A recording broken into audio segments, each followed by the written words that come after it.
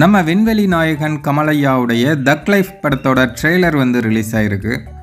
ட்ரெய்லரை பார்க்கும்போதே இந்த படத்துடைய கதை என்ன அப்படிங்கிறத நம்மளால் யூகிக்க முடியுது. ரொம்ப நாளைக்கு அப்புறம் மணிரத்னம் அவர்களுடைய படத்தில் அந்த வசனங்கள்லாம் ரொம்பவே சத்தமாகவும் ரொம்ப யதார்த்தமாகவும் இருக்கிறது ஆச்சரியமான விஷயமாக தான் இருக்குது. கமலையா இந்த வயசுலையும் இறங்கி அடிச்சிருக்காரு. ஆக்ஷன்லையா அப்படின்னு கேட்டிங்கன்னா ஆக்ஷன்லையும் பண்ணியிருக்காரு. இருந்தாலும் அதை விட மேலே ரொமான்டிக்கில் பூந்து விளையாண்டுருக்காரு.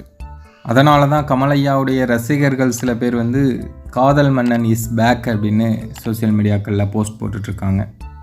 கமலையா குணா படத்தில் அபிராமின்னு சுற்றிட்டுருப்பார். அந்த அபிராமி பைத்தியம் அவருக்கு விருமாண்டியில் விரிவடைஞ்சு இந்த படத்தில் நிறைவடையும் அப்படின்னு நினைக்கிறேன். உள்ளே நான் பார்த்துப்பேன், வெளியே அமரன் பார்த்துப்பான் அப்படின்னு சிம்புவை ஒரு பெரிய ஆளாக மாற்றுறாரு நம்ம கமலையா. தன்னை பெரிய ஆளாக உயர்த்திய கமலையாவையே சிம்பு எதிர்க்கிறாரு.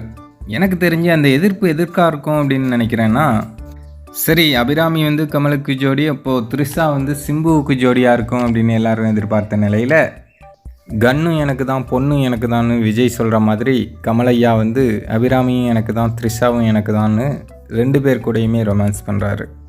த்ரிஷாவையும் கமல் அவர்கள் பக்கமே இழுத்ததுனால தான் சிம்புவுக்கு கோபம் கமலையாவை எதிர்க்கிறாரோ என்னமோ தெரில. அது முழு படத்தையும் பார்த்தா தான் தெரியும். மற்றபடி பெரியபாய் அவர்களுடைய மியூசிக் ஓகே ரகமாக தான் இருக்குது. பெருசாக செல்ஃப் எடுக்காத மாதிரி தெரியுது. கமலையாவுக்கு இந்தியன் 2 படத்தில் ஒரு மிகப்பெரிய அடி விழுந்தது. அந்த அடியை தக் லைஃப் திரைப்படம் காப்பாற்றுமா அப்படிங்கிறத பொறுத்திருந்தான் பார்க்கணும். ஜூன் 5ஆம் தேதி தக் லைஃப் திரைப்படம் ரிலீஸ் ஆகுது போல். சரி பார்ப்போம் படத்தில் ஏதாவது பெருசாக வச்சுருக்காங்களா அப்படிங்கிறத.